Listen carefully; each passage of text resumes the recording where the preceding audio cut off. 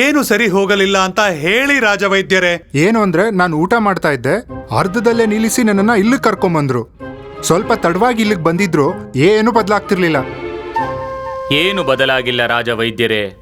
ಶಾರದಾ ದೇವಿಯವರಿಗೆ ಏನಾಗಿದೆ?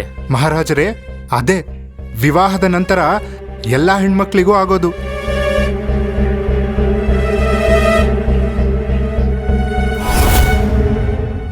ಶಾರದಾದೇವಿಯವರು ಗರ್ಭವತಿಯಾಗಿದ್ದಾರೆ.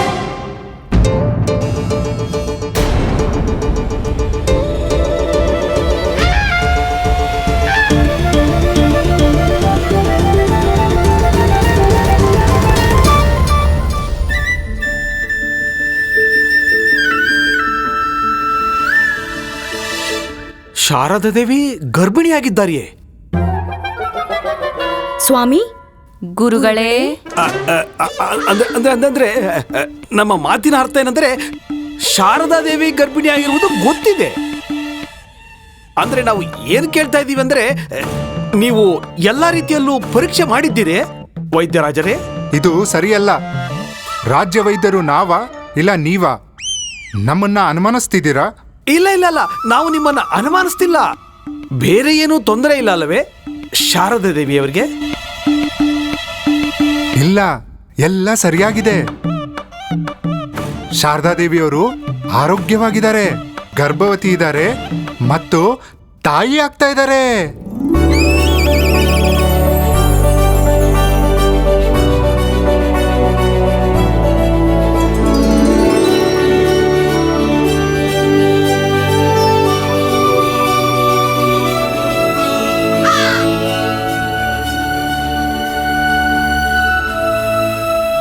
ಅದ್ಭುತ ಅದ್ಭುತ ರಾಜವೈದ್ಯರೇ, ನಮಗೆ ತಿಳಿದಿತ್ತು.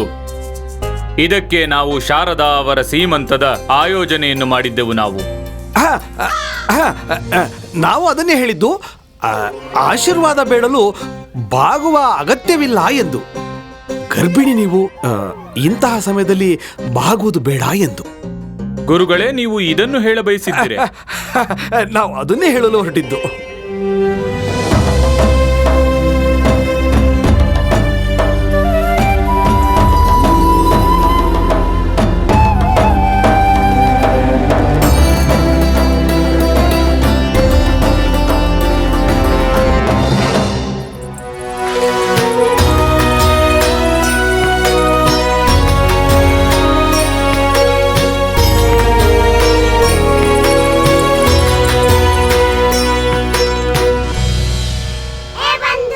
ಅರೆ ರಾಮ, ಎಷ್ಟು ವಿಶೇಷವಾಗಿದೆ ನಿನ್ನ ಕಥೆ. ಪ್ರತಿ ಬಾರಿ ಏನೂ ಇಲ್ಲ ಅನ್ಕೊಂಡಾಗ ತುಂಬಾ ಸಮಸ್ಯೆ ಬರುತ್ತೆ. ದೊಡ್ಡ ಸಮಸ್ಯೆಯಲ್ಲಿ ಸಿಕ್ಕಾಕೊಂಡಾಗ ಅದಾಗದೆ ಸರಳವಾಗಿ ಪರಿಹಾರವಾಗ್ಬಿಡುತ್ತೆ. ಹೌದು ಬಂಧು, ಇದು ನನ್ನ ತಾಯಿಯ ಕೃಪೆ. ಅವಳಿಗೆ ಎಲ್ಲ ಗೊತ್ತು. ಇಲ್ಲಾಗಿರೋ ಗೊಂದಲಗಳಲ್ಲಿ ನಂದು ಶಾರದದು ಏನೂ ತಪ್ಪಿಲ್ಲ ಅಂತ ಅವಳಿಗೆ ಚೆನ್ನಾಗಿ ಗೊತ್ತು. ಅವಳು ನನ್ನ ಮನೆ, ಮರ್ಯಾದೆ, ನನ್ನ ಅಮ್ಮನ ಖುಷಿ ಎಲ್ಲವನ್ನೂ ಉಳಿಸ್ಕೊಟ್ಟಿದ್ದಾಳೆ. ಇದು ಆ ತಾಯಿಯ ಆಶೀರ್ವಾದ. ಇದು ಮನುಷ್ಯನ ಆಲೋಚನಾ ಶಕ್ತಿಗೂ ಮೀರಿದ್ದು.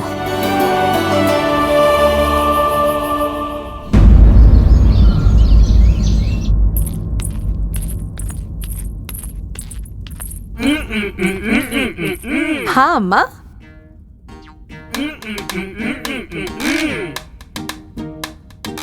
ಏನ್ ಮಾಡ್ತಾ ಇದ್ದೀರಾ?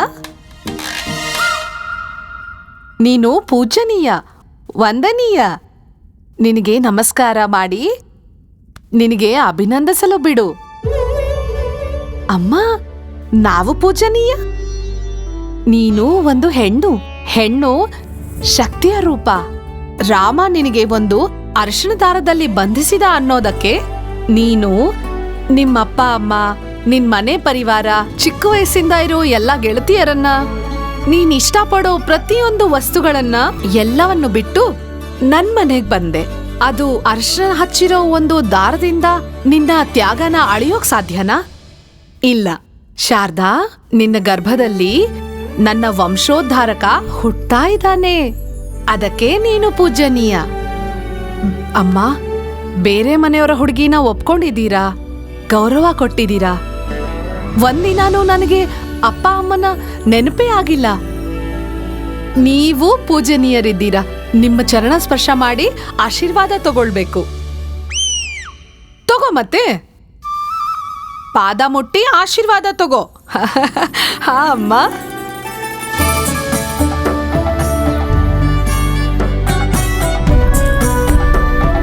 ನೀನೆಷ್ಟು ಬೇಗ ಯಾಕೆ ಎದ್ದಿದೀಯಾ? ಯಾಕೆಂದ್ರೆ ಅಮ್ಮ, ರಾಮಗೆ ಉಪಹಾರದಲ್ಲಿ ಉದ್ದಿನ ವಡ ಬೇಕಂತೆ, ಅದು ಕೊಬ್ಬರಿ ಚಟ್ನಿ ಜೊತೆ. ನಿನ್ನೆ ರಾತ್ರಿ ಬೇಳೆ ನೆನ್ಸಿಟ್ಟಿದೀನಿ. ಈಗ ಹೋಗಿ ನಾನ್ ಸ್ನಾನ ಮಾಡಿ ದೀಪ ಹಚ್ಚಿ ಹೋಗಿ ಬೇಳೆ ರುಬ್ತೀನಿ. ಎದ್ದ ತಕ್ಷಣ ಕೇಳ್ತಾರೆ ಎಲ್ಲಿದೆ ನನ್ನ ಉದ್ದಿನ ವಡೆ. ಎಪ್ಸಿ. ಹಾ ಏನನ್ನ ಅಮ್ಮ? ರಾಮನ್ನ ಎಪ್ಸಿ. ಹಾ ರಾಮ. ಯಾರೋ ಯಾರೋ ಯಾರದು? ಯಾರೋ ಯಾರೋ ಎಲ್ಲಿದ್ದಾನೆ? ಎಲ್ಲವನು? ಏನಾಯ್ತು? ಯಾಕೆ ಹೀಗೆ ಕಿರ್ಚಾಡಿ ಬೆಳಗ್ಗೆ ನನ್ನ ಎಪ್ಸಿದ್ರಿ? ಅಂಥದ್ದೇನಾಗಿದೆ? ಆಕಾಶ ತಲೆ ಮೇಲೆ ಏನಾದ್ರೂ ಬಿತ್ತಾ? ಶಬ್ದ ನಮ್ದಿರ್ಬೋದು, ಆದ್ರೆ ಆದೇಶ ಅಮ್ಮಂದಲ್ವಾ? ಅಮ್ಮೇಶ್ವರಿ, ನೀವ್ ಹೇಳಿ, ಯಾರು ನಿಮಗ್ ಕಷ್ಟ ಕೊಡ್ತಿದ್ದಾರೆ? ನನ್ನ ಕೋಲವರ್ಗೆ ಬುದ್ಧಿ ಕಲ್ಸತ್ತೆ. ಹಾ. ಆಹಾ ನನ್ನ ಶೂರ ವೀರ, ಕೋಲನ್ನ ಹೇಗ್ ಹಿಡ್ಕೊಂಡಿದ್ದಾನೆ? ಒಬ್ಬ ದೊಡ್ಡ ಯೋಧನ್ ತರ. ಅದನ್ನ ಉಪಯೋಗ್ಸಕ್ ಬರುತ್ತಾ? ಹಾ ಬರುತ್ತೆ. ಯಾವಾಗ ಅವಶ್ಯಕತೆ ಬರುತ್ತೋ ಅವಾಗ ಬರುತ್ತೆ. ಮೊದ್ಲು ಇದನ್ನ ಹೇಳಿ, ಯಾಕೆ ಎಪ್ಸಿದ್ರಿ? ಉದ್ದಿನ ವಡೆ ತಿನ್ಬೇಕಾ? ಹಾ. ಕೊಬ್ಬರಿ ಚಟ್ನಿ ಜೊತೆಗೆ. ಮೊದಲು ನನ್ನ ಸ್ನಾನಕ್ಕೆ ನೀನು ಬಿಸಿನೀರು ಸಿದ್ಧ ಮಾಡು, ಆಮೇಲೆ ಬಂದು ತಿಂತೀನಿ. ಏನಾಯ್ತಮ್ಮ? ತಲೆ ಕೆಟ್ಟಿದ್ಯಾ? ಬುದ್ಧಿ ಇಲ್ವಾ ನಿಂಗೆ? ಶಾರದಾ ಗರ್ಭವತಿ ಇದ್ದಾಳೆ, ಅವಳಿಗೆ ನೀನು ನೀರ್ ಬಿಸಿ ಮಾಡು ಅಂತ ಹೇಳ್ತೀಯಾ? ಶಾರದಾ ಇವತ್ತಿಂದ ಯಾವ ಕೆಲ್ಸನೂ ಮಾಡೋದಿಲ್ಲ. ಏನು ಕೆಲಸ ಮಾಡಲ್ಲ ಅಂದ್ರೆ ಮತ್ತೇನ್ ಮಾಡ್ತಾಳೆ? ವಿಶ್ರಾಂತಿ. ಶಾರದಾನ್ ಎಲ್ಲಾ ಕೆಲ್ಸಾನು ನೀನ್ ಮಾಡ್ಬೇಕು. ಅಯ್ಯೋ ಅಮ್ಮ. ಸ್ನಾನ ಮಾಡಿ ಆದ್ಮೇಲೆ ಅಡ್ಗೆ ಮನೆಗೆ ಹೋಗಿ ಬೇಳೆ ರುಬ್ಬು. ಆದ್ರೆ ಅಮ್ಮ ಅದು ನಿನಗೆ ಕೇಳಿಸ್ತು ತಾನೇ ಏನ್ ಹೇಳ್ದೆ ಅಂತ? ಕೇಳ್ತು. ನನ್ ಮಾತು ಕೇಳಿಸ್ಕೊ. ಬೇಳೆ ನಾನ್ ರುಬ್ತೀನಿ, ಆದ್ರೆ ವಡೆ ಯಾರು ಮಾಡ್ತಾರೆ? ನನಗಂತೂ ವಡೆ ಮಾಡೋದಕ್ ಬರಲ್ಲ. ಗುಂಡಪ್ಪನ ಬಗ್ಗೆನೂ ಸ್ವಲ್ಪ ಯೋಚನೆ ಮಾಡಿ. ಅವನು ಬಾಲಕ, ಉಪವಾಸ ಇರ್ಬೇಕಾಗತ್ತಲ್ಲ. ನಾನ್ ಮಾಡ್ತೀನಿ. ಶಾರದಾ ಮಾಡ್ತಾಳೆ. ಇಲ್ಲ, ನಾನಲ್ಲ, ಅಮ್ಮ ಮಾಡ್ತಾರೆ. ಹಾಗಾದ್ರೆ ನೀನ್ ಮಾಡ್ತೀಯಾ? ಹಾ. ಆದ್ರೆ ನೀನು ನನ್ಗೆ ಸಹಾಯ ಮಾಡ್ಬೇಕು, ಕೇಳಿದ್ರಾ? ಹಾ. ಕೇಳಿಸ್ಕೊಂಡೆ. ಸಹಾಯ ಮಾಡ್ತೀನಿ. ಹೋಗಿ ಸ್ನಾನ ಮಾಡಿ ಅಡ್ಗೆ ಮನೆಗೆ ಹೋಗಿ ಬೇಳೆ ರುಬ್ಬು. ಹಾ ಹೋಗ್ತೀನಿ.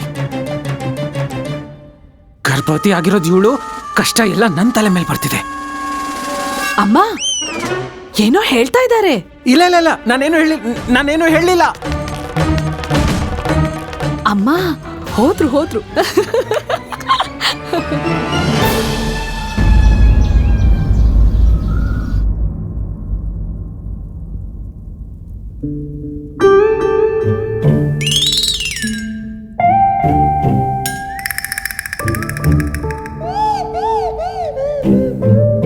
ಮಹಾರಾಜರೇ, ಏನು ವಿಷಯ? ನೀವು ಪಂಡಿತ ರಾಮಕೃಷ್ಣರಿಗಾಗಿ ಕಾಯುತ್ತಿರುವಿರೆ? ಇಲ್ಲ ಮಹಾಮಂತ್ರಿಗಳೇ. ಕ್ಷಮಿಸಿ ಮಹಾಮಂತ್ರಿಗಳೇ, ಆದರೆ ಮಹಾರಾಜರು ಪಂಡಿತ ರಾಮಕೃಷ್ಣನ ನಿರೀಕ್ಷೆ ಏಕೆ ಮಾಡುತ್ತಾರೆ? ಅದು ಹಾಗಲ್ಲ ಗುರುಗಳೇ, ನಾವು ಹಾಗೆ ಸುಮ್ಮನೆ ಕೇಳಿದೆವು. ಹೌದೇ? ಹಾಗೆ ಕೇಳಿದ್ದಾದರೂ ಏಕೆ? ಪಂಡಿತ ರಾಮಕೃಷ್ಣರಿಗೆ ಅಷ್ಟೊಂದು ಮಹತ್ವವಿದೆಯೇ? ವಿಜಯನಗರ ಸಾಮ್ರಾಜ್ಯದ ಶ್ರೀಕೃಷ್ಣ ದೇವರಾಯರು ಪಂಡಿತ ರಾಮಕೃಷ್ಣರಿಗಾಗಿ ನಿರೀಕ್ಷಿಸುತ್ತಾ ಇರುವುದು. ಅದು ಹಾಗಲ್ಲ ಗುರುಗಳೇ. ಆದರೆ ರಾಮಕೃಷ್ಣರೇಕಿನ್ನು ಬಂದಿಲ್ಲ. ನಮಗೆ ತಿಳಿದಿಲ್ಲ ಮಹಾರಾಜರೇ. ಆದರೆ ನೀವು ಚಿಂತೆ ಮಾಡಬೇಡಿ, ನಾವು ಈಗಲೇ ದೂತರನ್ನು ಕಳುಹಿಸಿ ವಿಷಯವೇನೆಂದು ವಿಚಾರಿಸುತ್ತೇವೆ. ಮಹಾರಾಜರೇ, ನಿಮಗೂ ತಿಳಿದಿದೆ, ನಮಗೂ ತಿಳಿದಿದೆ, ಎಲ್ಲರಿಗೂ ತಿಳಿದಿದೆ, ಪಂಡಿತ ರಾಮಕೃಷ್ಣರು ಸಭೆಗೆ ಯಾವಾಗಲೂ ತಡವಾಗಿಯೇ ಬರುತ್ತಾರೆಂದು. ಒಮ್ಮೊಮ್ಮೆ ನಮಗನಿಸುತ್ತದೆ ಪಂಡಿತ ರಾಮಕೃಷ್ಣರು ಸಭೆಗೆ ಬಂದು ನಮಗೆಲ್ಲರಿಗೂ ಉಪಕಾರ ಮಾಡುತ್ತಾರೆಂದು. ಮಹಾರಾಜರೇ, ನೀವು ಚಿಂತಿಸುತ್ತಿರುವಂತಿದೆ. ಇದು ಚಿಂತೆಯಲ್ಲ ಮಹಾಮಂತ್ರಿಗಳೇ, ನಾವು ಪ್ರತೀಕ್ಷಿಸುತ್ತಿದ್ದೇವೆ ನಮ್ಮ ಚಿಕ್ಕ ಮಹಾರಾಣಿ ತಿರುಮಲಾಂಬೆಗಾಗಿ. ಅವರು ಹೇಳಿದ್ದರು ನಮಗೆ ರಾಜ ದರ್ಬಾರಿನಲ್ಲಿ ಉಡುಗೊರೆ ನೀಡುವೆವು ಎಂದು. ಚಿಂತಿಸುತ್ತಿಲ್ಲ, ಪ್ರತೀಕ್ಷಿಸುತ್ತಿದ್ದೇವೆ. ಆಗಲಿ ಮಹಾರಾಜರೇ, ಹಾಗಿದ್ದರೆ ನಾವು ಕಾಯುತ್ತೇವೆ. ಚಿಂತೆ ಇಲ್ಲ ಇಲ್ಲ, ಅದು ಕಾಯೋದು. ಪ್ರತೀಕ್ಷೆ ಮಾಡುತ್ತಿದ್ದೇವೆ. ಮಹಾರಾಣಿ ತಿರುಮಲಾಂಬ ದೇವಿಗೆ ಜಯವಾಗಲಿ. ಮಹಾರಾಣಿ ತಿರುಮಲಾಂಬ ದೇವಿಗೆ ಜಯವಾಗಲಿ. ಮಹಾರಾಣಿ ತಿರುಮಲಾಂಬ ದೇವಿಗೆ ಜಯವಾಗಲಿ. ಮಹಾರಾಣಿ ತಿರುಮಲಾಂಬ ದೇವಿಗೆ ಜಯವಾಗಲಿ. ಮಹಾರಾಣಿ ತಿರುಮಲಾಂಬ ದೇವಿಗೆ. ಮಹಾರಾಜರೇ, ನನಗನಿಸುತ್ತದೆ ಚಿಕ್ಕ ರಾಣಿಯವರು ನಿಮಗಾಗಿ ಕಾಡಿನ ಹೂವಿನ ಪಾನಕ ತಂದಿರುವಂತಿದೆ. ಇಷ್ಟು ಜನರು ಸಭೆಯಲ್ಲಿರುವುದನ್ನು ತಿಳಿದುಕೊಂಡು ಹೂವಿನ ಕುಂಡದಲ್ಲಿ ತಂದಿದ್ದಾರೆ. ನಮಗೆ ಇಲ್ಲಿ ಈ ವಿಚಿತ್ರ ಶರಬತ್ತನ್ನು ನೀಡುವ ಅಗತ್ಯವೇನಿತ್ತು? ಕೊಡುವುದೇ ಆಗಿದ್ದರೆ ನಮ್ಮ ಕಕ್ಷೆಯಲ್ಲಿ ಕೊಡಬಹುದಾಗಿತ್ತು. ನನಗನಿಸುತ್ತದೆ ಇದು ವಿಶೇಷ ಪಾನಕ. ನಿಮ್ಮ ಜೊತೆಗೆ ಸಭೆಯಲ್ಲಿರುವ ಎಲ್ಲರೂ ಕುಡಿಯಬೇಕಾಗುತ್ತದೆ. ಅಂದರೆ ಎಲ್ಲರೂ ಸಂಕಟದಲ್ಲಿದ್ದಾರೆ. ಪ್ರಣಾಮಗಳು ಮಹಾರಾಜರೇ. ಪ್ರಣಾಮಗಳು ಪ್ರಣಾಮಗಳು. ಆದರೆ ನಾವಿಲ್ಲಿ ಯಾವ ಶರಬತ್ತು ಕುಡಿಯುವುದಿಲ್ಲ. ಕೇವಲ ನಮ್ಮ ದರ್ಬಾರಿಗಳು ಕುಡಿಯುವರು. ಬೇಡ ಮಹಾರಾಜರೇ.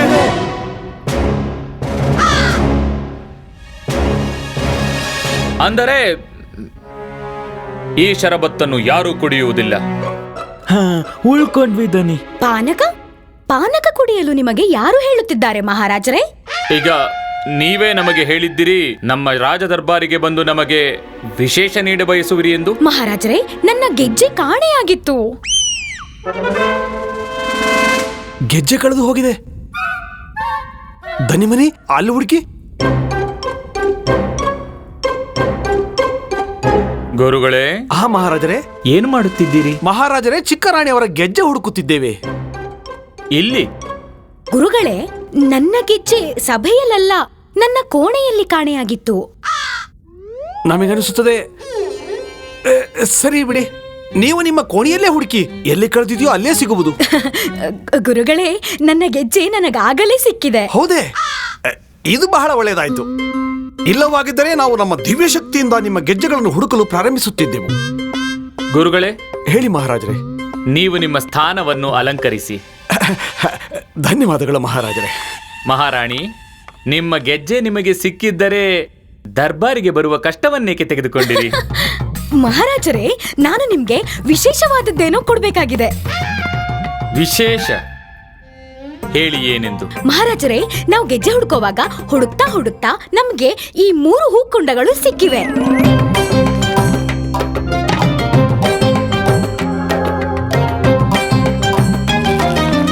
ಅದ್ಭುತ, ಅತ್ಯಂತ ಆಕರ್ಷಕವಾಗಿದೆ ಈ ಹೂದಾನಿಗಳು. ಈಗ ಒಂದು ಕೆಲಸ ಮಾಡಿ, ಇದನ್ನು ನೀವು ನಮ್ಮ ಕಕ್ಷೆಯಲ್ಲಿರಿಸಿ. ಮಹಾರಾಜರೇ, ನಾನು ಅದನ್ನೇ ಯೋಚನೆ ಮಾಡ್ತಾ ಇದ್ದೆ, ಇದ್ರಲ್ಲಿ ಮೆಣಸಿನ ಗಿಡವನ್ನ ಬೆಳೆಸೋಣ ಅಂತ. ಹಸಿಮೆಣಸಿನ ಗಿಡ? ಆದರೆ ಮಹಾರಾಜರೇ, ನಮಗೆ ಈ ಕುಂಡದಲ್ಲೊಂದು ಪತ್ರ ದೊರೆತಿದೆ. ಇಲ್ಲಿದೆ ಮಹಾರಾಜರೇ, ಓದಿ. ಮಹಾರಾಜರೇ,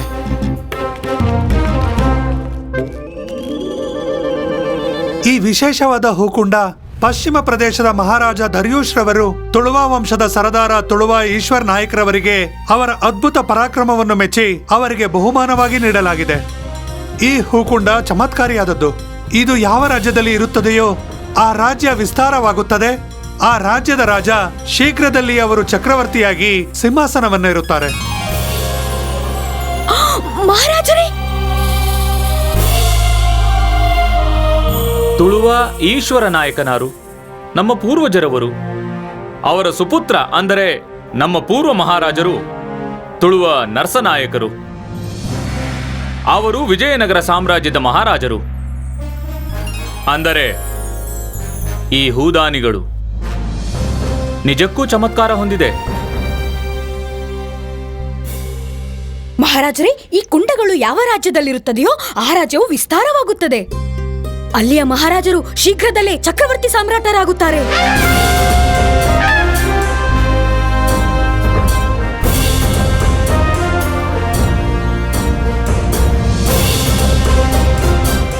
ಅಬ್ಬಾ, ಅದ್ಭುತವಾಗಿದೆ. ಅಬ್ಬಾ, ಏನು ಕಾಕತಾಳೀಯ ಮಹಾರಾಜರೇ. ಮಹಾರಾಜರೇ, ನಿನ್ನೆ ಕನಸಿನಲ್ಲಿ ನಾವು ಇದನ್ನು ಕಂಡೆವು. ನಾವು ಜಂಬೂ ದ್ವೀಪದ ಎಲ್ಲ ರಾಜ್ಯದ ರಾಜಗುರುಗಳ ಗುರುಗಳು, ಅಂದರೆ ಮಹಾಗುರುಗಳು. ಗುರುಗಳೇ ನೀವು? ಹೌದು ಮಹಾರಾಜರೇ. ಇಲ್ಲ ಮಹಾರಾಜರೇ, ನೀವು ಮಹಾರಾಜರೇ. ನಾವು ನೋಡಿದೀವಿ, ನೀವು ಜಂಬೂ ದ್ವೀಪದ ಚಕ್ರವರ್ತಿಗಳು ಹಾಗೂ ನಾವು ಮಹಾಗುರುಗಳು. ಇಂದು ಭಗವಂತನು ನಮ್ಮ ಕನಸನ್ನು ಸಾಕಾರಗೊಳಿಸಿದ ಮಹಾರಾಜರೇ, ಈ ಅಮೂಲ್ಯವಾದ ಚಮತ್ಕಾರಿ ಹೂಕುಂಡಗಳ ಜವಾಬ್ದಾರಿಯನ್ನು ನಮಗೆ ಕೊಡಿ ಮಹಾರಾಜರೇ. ನಾವು ಇದನ್ನು ದೇವರ ಕೋಣೆಯಲ್ಲಿಟ್ಟು ನಿತ್ಯವೂ ಅಭಿಷೇಕ ಮಾಡುತ್ತೇವೆ, ಪೂಜೆ ಮಾಡುತ್ತೇವೆ. ಮಹಾರಾಜರೇ, ನೀವು ಈ ಚಮತ್ಕಾರಿ ಹೂಕುಂಡಗಳನ್ನು ನಮಗೆ ನೀಡಿ. ಇಲ್ಲ. ನಾವದನ್ನು ಸುರಕ್ಷಿತ ಸ್ಥಾನದಲ್ಲಿಡುತ್ತೇವೆ. ಮಹಾರಾಜರೇ, ಈ ಕುಂಡಗಳಂತೂ ನಮಗೆ ದೊರಕಿವೆ ಅಲ್ಲವೇ? ಇದರ ರಕ್ಷಣಾ ಕಾರ್ಯವು ಕೂಡ ನಮಗೆ ವಹಿಸಬೇಕು. ಮಹಾರಾಜರೇ, ಈ ಹೂಕುಂಡ ಅತ್ಯಮೂಲ್ಯವಾದದ್ದು, ಮತ್ತೆ ಇದು ರಾಜ್ಯದ ಸಂಪತ್ತಾಗುತ್ತದೆ. ಇದರ ಸುರಕ್ಷೆ ಮತ್ತು ಜವಾಬ್ದಾರಿಯನ್ನು ನೀವು ನಮಗೆ ಕೊಡಿ ಮಹಾರಾಜರೇ. ಇಲ್ಲ, ಈ ಹೂದಾನಿಗಳು ಅತ್ಯಂತ ಅಮೂಲ್ಯವಾದವು. ಇವು ನಮ್ಮ ಕಕ್ಷೆಯಲ್ಲಿರುವವು. ನಮಗೆ ನಮ್ಮ ಲಕ್ಷ್ಯ ಅಂದರೆ ಚಕ್ರವರ್ತಿ ಸಾಮ್ರಾಟರಾಗುವ ಸ್ಮರಣೆಯನ್ನು ಮಾಡಿಸುವುದು. ಕೊತ್ವಾಲರೇ, ಹೇಳಿ ಮಹಾರಾಜರೇ. ಈ ಹೂದಾನಿಗಳನ್ನು ನಮ್ಮ ಕಕ್ಷೆಗೆ ತಲುಪಿಸುವ ವ್ಯವಸ್ಥೆ ಮಾಡಿ. ನಿಮ್ಮ ಆಜ್ಞೆಯಂತೆ ಮಹಾರಾಜರೇ.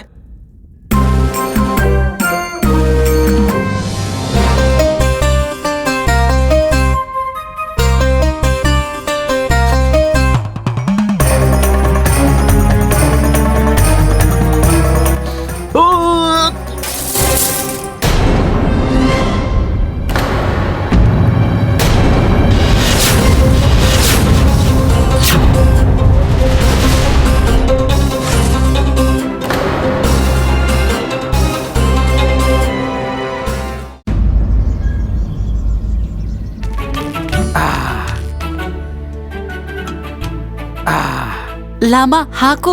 ಗುಂಡಪ್ಪ, ಮೊದಲು ಅದನ್ನ ತಿನ್ನು. ಅದನ್ ತಿಂತೀನಿ. ಇನ್ನೂ ಸ್ವಲ್ಪ ಹಾಕು ನೀನು. ಅದನ್ನು ತಿಂತೀನಿ ನಾನು. ಹೌದಾ? ಎಲ್ಲ ತಿಂತೀಯ ಅಲ್ವಾ? ತಿನ್ನು. ತಗೋ. ಬೇಡ್ವಾ?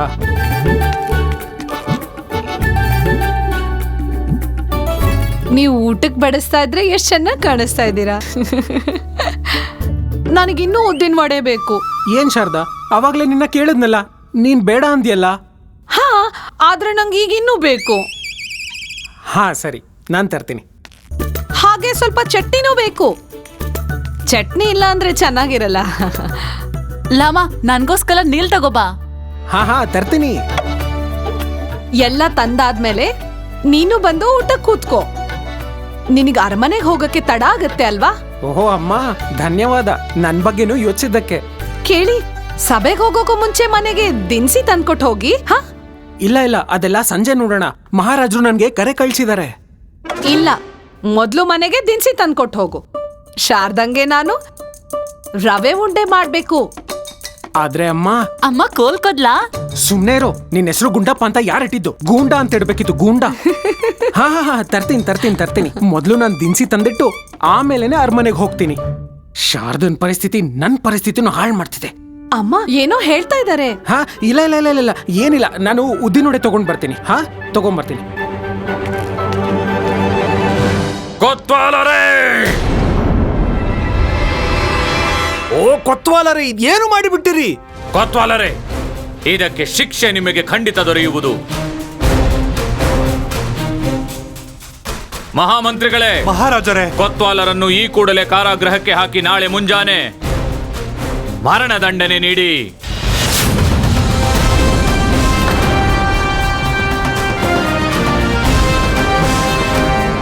ಅಯ್ಯೋ ಬೇಡ ಮಹಾರಾಜರೇ. ಇನ್ನು ಚಿಕ್ಕ ಮಕ್ಕಳಿದ್ದಾರೆ, ನನ್ಗೆ ಬೇಡ ಮಹಾರಾಜರೇ. ಕ್ಷಮಿಸಿ ಮಹಾಮಂತ್ರಿಗಳೇ, ನಮ್ಮ ಆದೇಶದ ಪಾಲನೆಯಾಗಲಿ. ಕ್ಷಮಿಸಿ ಮಹಾರಾಜರೇ. ನಿಮ್ಮ ಆಜ್ಞೆ ಅಂತಾಗಲಿ. ಸೈನಿಕರೇ, ಮಹಾರಾಜರೇ, ಅಯ್ಯೋ ಏನ್ ಅನರ್ಥವಾಯ್ತು. ಅಯ್ಯೋ ಏನ್ ಅನರ್ಥವಾಗೋಯ್ತು. ಅಯ್ಯೋ